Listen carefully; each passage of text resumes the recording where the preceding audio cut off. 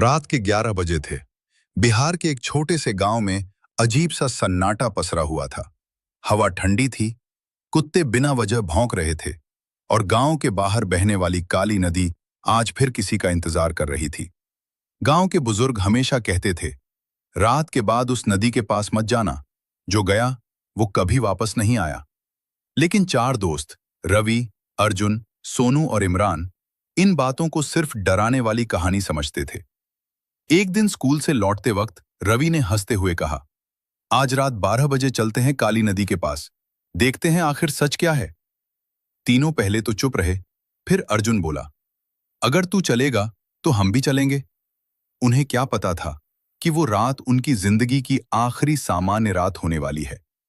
रात के ठीक 12 बजे चारों चुपके से अपने अपने घरों से निकले, हाथ में टॉर्च, दिल में डर और दिमाग में रोमांच।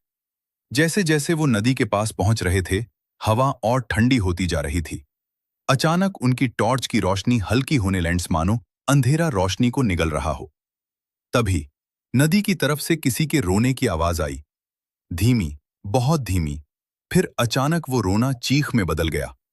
सोनू डरकर बोला, ये इंसान की आवाज है। चारों ने टॉर्च नदी की तरफ घुमाई और तभी पानी में हलचल होने लगी, जैसे कोई बहुत बड़ा साया अंदर घूम रहा हो। अचानक टॉर्च की रोशनी में उन्हें कुछ दिखा, एक लंबी, काली, डरावनी परछाई। उसकी आंखें लाल थीं और वो सीधे उन्हें देख रही थी।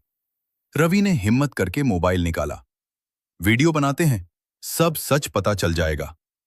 जैसे ही उसने कैमरा उस साये की तरफ किया, मोबाइल की स्क्रीन काली हो गई और उसी पल इमरान चीखा। तीनों ने पीछे मुड़कर देखा।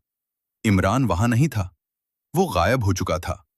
सिर्फ उसकी टॉर्च जमीन पर पड़ी थी और नदी से आती थी वही खौफनाक हंसी। हाँ हाँ हाँ।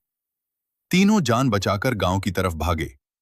अगली सुबह पूरे गांव में सनसनी फैल गई। इमरान लापता था। गांव के सबसे बुजुर्ग ने कांपती आवाज में कहा, 50 साल पहले इसी नदी में एक आदमी डूबा था। कहते हैं उसकी आत्मा बदला लेने लौटती है। उस रात रवि सो नहीं पाया। जब उसकी आंख लगी, उसे वही लाल आंखें दिखीं। एक ठंडी आवाज उसके कान में फुसफुसाई, एक और चाहिए। रवि चीख कर उठा, लेकिन अगली रात रवि अपने कमरे से गायब हो गया। दरवाजा अंदर से बंद था, खिड़की भी बंद थी, लेकिन रवि कहीं नहीं था। कुछ दिनों बाद नदी का पानी कम होने लगा। गांव वालों ने देखा, नदी के नीचे एक पुरानी सुरंग थी। सालों पहले एक अपराधी वहां छुपता था। लोगों को डराकर उन्हें गायब कर देता था। क्या आज भी कोई उसी सुरंग में छुपा है? पुलिस आई, सुरंग में उतरी, लेकिन अंदर कुछ भी नहीं मिला। सिर्फ दीवार पर खरोंच के निशान थे और एक शब्द लिखा था, नेक्स्ट। आज भी उस गांव में रात के बाद कोई नदी के पास नहीं जाता, क्योंकि कभी-कभी काली नदी के पानी में लाल आंखें आज भी चमकती हैं।